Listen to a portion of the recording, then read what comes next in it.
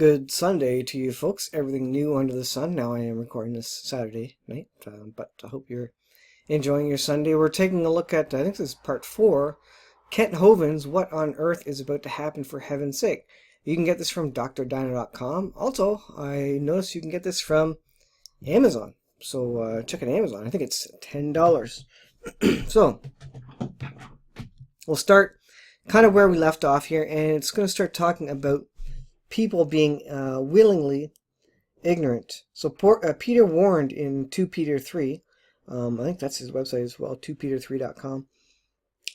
Peter warned us in the last days that people would be willingly ignorant of the creation, the flood, and the coming judgment. Now, what does willingly ignorant mean? It means they are dumb on purpose. So people have their heads in the sand. They know the truth, but they don't want to admit the truth, because if they admit the truth, then they have to change their way of life. They have to change their whole worldview. They have to stop doing potentially what they want to do, and maybe they actually got to start obeying the God of the universe, and they don't want to do that.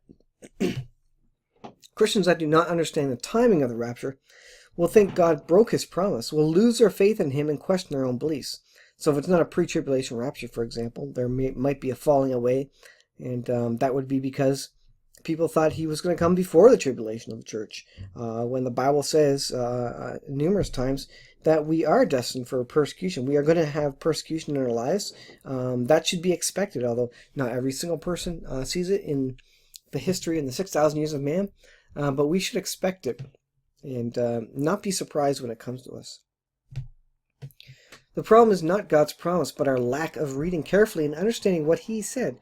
He did not promise to save us from tribulation, Kent says. Actually, he said, "In the world ye shall have tribulation," John 16:33. Jesus said tribulation will arise because of the word, and some will be offended, Matthew 13:21. Jesus asked a very interesting question. In Luke 18, "When the Son of Man cometh, shall he find faith on the earth?" And that's a question. That's apparently a valid question. Is when Jesus comes, when Jesus returns the second time, is there going to be anybody faithful? Are there going to be any Christians left? Will they all have given up and blasphemed the name of God and turned away, given up their faith, or maybe they're all dead? Could it really get so bad and so many fall away or be killed that he needed to even ask this question? Kent says. Revelation 6:1-11 covers the entire 7-year period before the sun and the moon go dark. I don't see any way to divide these events, he says, between the first and second half, but during this time there will be a false peace, symbolized by the rider on the white horse, who has a bow but no arrows, verse 2. Followed by the red horse, representing a time of no peace, like probably riots and civil wars, followed by the black horse of famine, then by the pale horse of death. All right, with that picture up, let me just quickly go over again. The rider on the white horse, who has a bow but no arrows, followed by a red horse representing a time of no peace, like probably riots and civil wars, followed by a black horse of famine, then a pale horse of death. And Revelation 6:9-11 says, "Many are slain for their faith during this time, and cry out to God to avenge them. God gives them white robes," verse 11 it says, "and tells them to rest until the rest of their fellow servants should be killed as they were." The rapture takes place after the sun and moon go dark in verse 12. And again, many people don't believe Ken Hovind's theology, don't agree with it, but you got to admit he has some good arguments. If you look at the way he lays it out chronologically, side by side, parallel, he shows the verses, and it's quite interesting to see where they line up specifically. And he has that in the appendix of the What on Earth book PDF.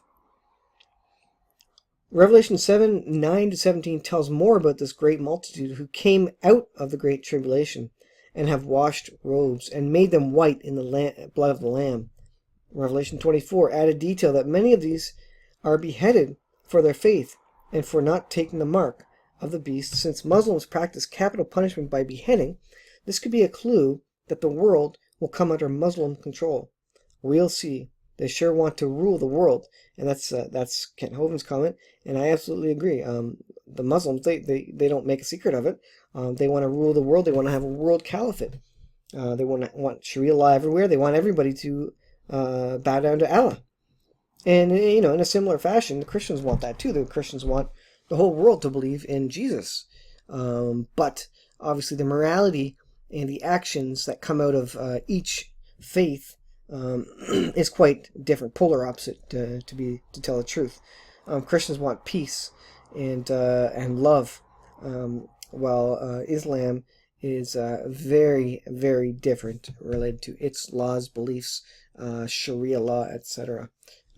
And that is what you would expect. If there are other religions, and those are false religions because there is only one God, then you would expect those religions to be either fake, false, to trick people into having faith in whatever that particular religion is, or just directly against the God of the universe. And I think Satan has set up religion for both those types of people who would go either way. So Kent goes on, you think seeing your friends, neighbors, or family members get beheaded will make you think about falling away? I strongly suspect they will do it publicly or even on TV for maximum effect on the population. They sure made executions public in the French Revolution, as they do in Muslim countries today. Beheadings are happening now in many countries. I'd say it's time to forget about who throws a ball through a hoop and get serious with God. He's speaking of professional basketball as an example of things we waste our time on in this day and age, when really, with the time being so close to the end, we need to be concerned about what God is concerned about, and that is the salvation of the people and the message, the spreading of the message. And that's really part of the reason why I do this YouTube channel. And I often will post-pend, I will comment at the end that Jesus died on a cross about 2,000 years ago for my sin and your sin, and he wants you to have a personal relationship with him. He died for our sin, and he wants us to live forever with him in heaven. And he's coming back to judge the world. So you better get serious. If you're watching the video because you are interested in end time stuff, well, you should be interested in it because you understand that it's true, it's coming to pass, and you need to have your heart right with the God of the universe. Remember, the Romans made sport of throwing the Christians to the lions or burning them alive, and still have the ruins of a huge Colosseum where this happened.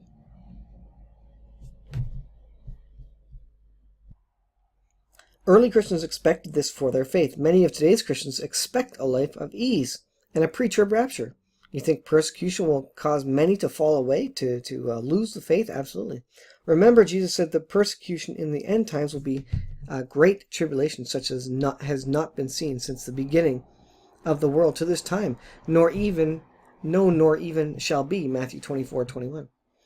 Could what's coming be worse than the Roman persecution, Spanish Inquisition, and the purges under Stalin, Hitler, Mao Zedong, Pol Pot, Castro, Saddam Hussein, and all others who have killed Christians throughout history combined? Will that make many fall away? And that would be one thing I would be worried about. Will my faith stand in the day of tribulation, in the day of any tribulation or any persecution? What does it take to get me to denounce God and say, oh, I don't believe in God, and give up my, effectively blaspheme God and give up my salvation if it were possible?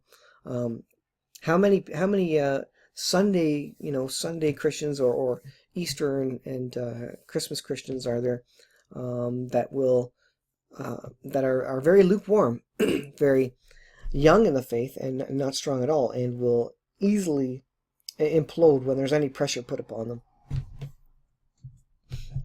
Jesus warned us it would come. He wants us to endure.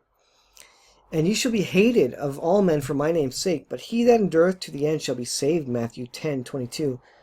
But he shall endure to the end, the same, he that shall endure to the end shall be saved. Matthew 24. So that we ourselves glory in you in the churches of God for your patience and faith in all your persecutions and tribulations that ye endure. 2 Thessalonians 1:4. As we will see in Appendix 4E, and we're going to go over there shortly, the day of Christ, the sun and moon going dark, is the sign the disciples were told to watch for. That is the day that the Lord returns on the clouds to call up his bride. Since the sun and the moon go dark when the sixth seal is opened, Revelation 6:12, the opening of the first 5 seals must take place before that, I cannot see any way to distinguish if they take place in the first 3.5 years or the last 3.5. The rider on the white horse has a bow but no arrows, Revelation 6. So most folks think this is the Antichrist coming with a false peace. He will conquer with flatteries. I think the world will be so desperate for anyone to fix the global mess that they will follow anyone.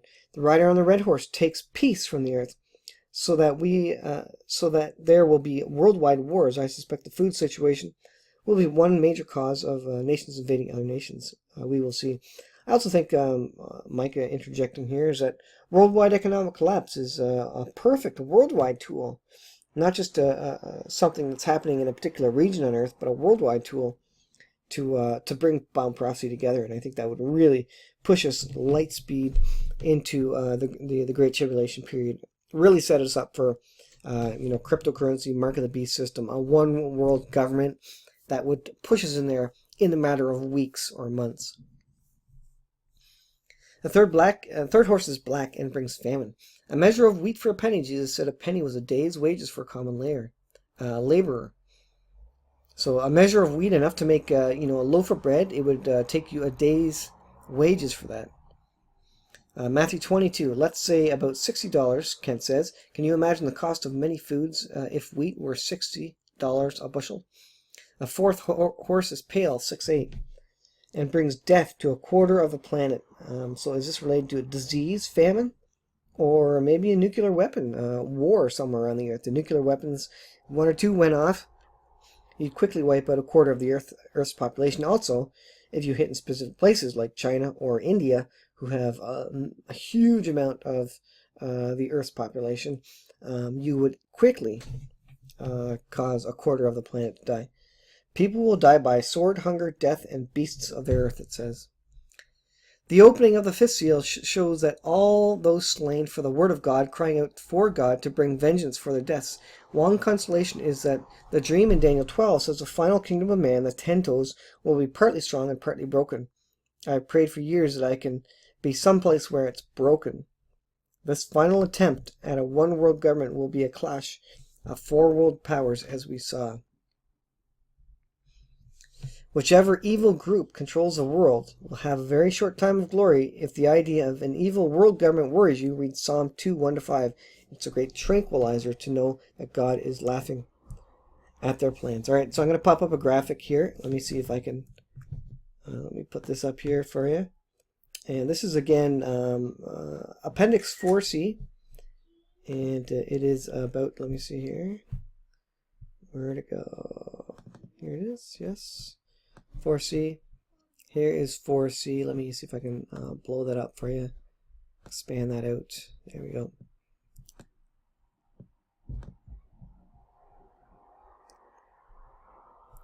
So there's the treaty at the start in 4A. The falling away happens. And the abomination of desolation at the midway point. And then we go into Jacob's trouble. This is the time specific to the Jews. And when they will find out who the Messiah is. Alright, the treaty is broken. Since Satan is a liar and the father of lies, John 8:44, it will be no problem for him to break his treaty with the Jews. Daniel 9:27, in the midst of the week he shall cause the sacrifice and the oblation to cease. And for the overspreading of abominations he shall make it desolate. Even after the consummation, and that determined, shall be poured out upon the desolate. Jesus spoke of this verse, when ye therefore shall see the abomination of desolation spoken of by Daniel the prophet, stand in the holy place, whoso readeth, let him understand. For then shall be great tribulation, such as was not seen since the beginning of the world to this time. No, nor ever shall be. And except those days be shortened, there should be no flesh saved. But for the elect's sake, those days should be shortened. Matthew 24 and Matthew 21. In the first 3.5 years, if the first 3.5 years were bad, and they were, this last 3.5 will be worse. I'm not saying any of this because I want to scare people or have a martyr complex. All I can do is read what God has given, God has written, understand it as He gives me light, and then teach the word to any who will listen. Many have itching ears, 2 Timothy 4:3, I should say, and would rather believe something good good is going to happen to you, like the Lamaze classes. I'd rather know the truth, even if it is going to hurt. Give me the red pill, please. And that's a comment from the Matrix, where you get the red or the green pill, I guess it is. Jeremiah has the same problem, Jeremiah 18-28, with the prophets preaching that they did not want to go into captivity, and Nebuchadnezzar would leave them alone. See how that turned out. So skipping down a little bit here. Some of Daniel 7:25, and he shall speak great words against the Most High, and shall wear out the saints of the Most High, and think to change times and laws, and shall be given into his hand until a time and times, and the dividing of a time, 3.5 years. Some have claimed this prophecy was already fulfilled by Antiochus Epiphanes, the 8th of 26 Seleucid kings who ruled part of Alexander the Great's former empire in Syria. Antiochus did indeed desecrate the temple in Jerusalem in December 25th, 168 BC, by setting up a statue of Zeus Olympus, some say Jupiter, resembling Antiochus. Related to Jupiter, Macron, I'm just interjecting here, the French President Macron said he wanted to rule like a Roman god, and specifically the god Jupiter. So isn't that interesting there? If he is the god Jupiter, or wants to be like the god Jupiter, then could he be the one who is set up in the third temple? And he sacrificed a pig on the altar. It remained desolate for 3 years, and was delivered by Judas Maccabeus and his followers on December 25th, 165. Then they cleansed the temple and established the Festival of Lights, which the Jews still celebrate today, Hanukkah. Antiochus may have been a type or a foreshadowing of the Antichrist and his desolation of the temple, yet to come, but he did not fulfill the prophecy, as many prophecy speakers and Bible commentators say. For lots of reasons. The desolation by Antiochus lasted 3 years, or 1095 days. Antichrist will desolate the temple for 2300 days. Daniel 8:17 said the desolation would take place at the time of the end. C, and he's got a list of reasons here. Daniel 8:10 says the little horn, which desecrates the temple, will be cast down, some of the host and of the stars to the ground. Antiochus never did this. D, John writes the desolation happening in the future, hereafter. Revelation 165 BC was past when John wrote. Daniel and E, Daniel 8:25 says he shall go up, stand up against the prince of princes. Antiochus never did this.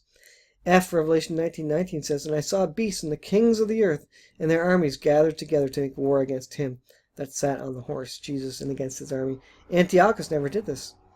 G, Daniel 8:25 also says he shall be broken without hand.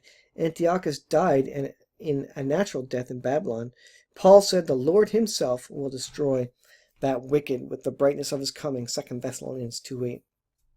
And the last reason, H, Jesus talked about the desolation being yet future. When ye therefore shall see, Matthew 24, he's saying, 165 BC is not future. All right, where are we at? 18 minutes here. Dr. Roland Rasmussen has a great section in his book, The Post-Trib Pre-Wrath Rapture. I think this is the theology that Kent is agreeing with here, giving much more historical data on Antiochus and why he is not the Antichrist for those who wish to study further. Faith Baptist Church, and he gives the address there, has excellent charts on the end times. Anyway, Kent says, Antichrist breaks the treaty he made with many and begins persecuting those who oppose him. It seems his rise to power was assisted by the fact that he had been given a deadly wound, maybe even died, and was healed, and Satan has always wanted to be like the Most High, Isaiah 14:14. It would stand to reason that he would try to mimic Christ in every way. He may even stage his own death and resurrection. He will do signs and wonders, and maybe even miracles, like Jesus did, and deceive many. All right, I'm going to stop there for that portion. I want to show you the parallel passages. So we're ending in 144. Let me see if I can find the parallel passages and give you an example of what I was talking about, where he is lining up the scriptures, which gives us a good idea of the timing of the events across the different books. So let's see if I can find it here. Searching live for this. Okay, here, getting close there. Where are we here? I thought I saw it. There we go. All right, put that up there. Let's drag this over here. So here is Matthew 24, Mark 3, and Luke 21, and he told them about the time of the end. And let's see, the sun shall be turned into darkness, orange, sun and the moon go dark after the tribulation and before the day of the Lord. So he's lined up these passages, and these orange passages all match each other. And each chapter, each book, gives a bit more detail on the timing or other details about it. And so specifically Luke 21 adds the verse Acts 2:20 says the sun and moon shall be turned into darkness before the great and notable day of the Lord. So the sun and the moon shall be turned to darkness before the day of the Lord. And then Luke 21 is speaking about the signs in the sun and moon and in the stars, and the comparison to the tribulation. But in those days after the tribulation, the sun after the tribulation, so that's why Kent says after the tribulation. We're going to be here for the tribulation, and God's not going to return prior to that, so we're going to see some definite persecution. So that's interesting, and all these charts are in the back. There's another one here about the book of Daniel and all the connecting scriptures, which helps you to understand kind of the timeline of events, because each of the chapters in Daniel and each of the books, Matthew, Mark, and Luke, provide more detail on the timing of the events, and add more detail. Some have more detail, some have less detail, but you can match them up by the terminology, the descriptions of each of the events there. All right, so I will leave it there for your What on Earth part 4, I believe it is, and I may do another video next about Macron and about being the god Jupiter. If I can find some dirt on that, as they say, I will make a video. But thanks for watching, guys. Have a good Sunday, and definitely, if you don't know Jesus Christ, he's coming back soon. You need to know him. All you got to do is ask him into your heart, ask forgiveness for the sin in your life, recognize you're a sinner, recognize that he died on a cross for your sin about 2,000 years ago. That's all you got to do. Ask him into your heart. Holy Spirit, I ask forgiveness for the sin in my life. I recognize Jesus died on the cross for my sin. I ask you into my heart. I want to be a soldier in your army. And that's all you got to say, basically. And God will reveal himself to you supernaturally right at that point. So take me up on that. If nothing happens, then I'm a liar. And I'm okay with that, because God's a big boy. He can stand up for himself. If you're asking with a pure heart, he's gonna do a big move in your heart. I will leave it there for today, guys. See you guys in the next video.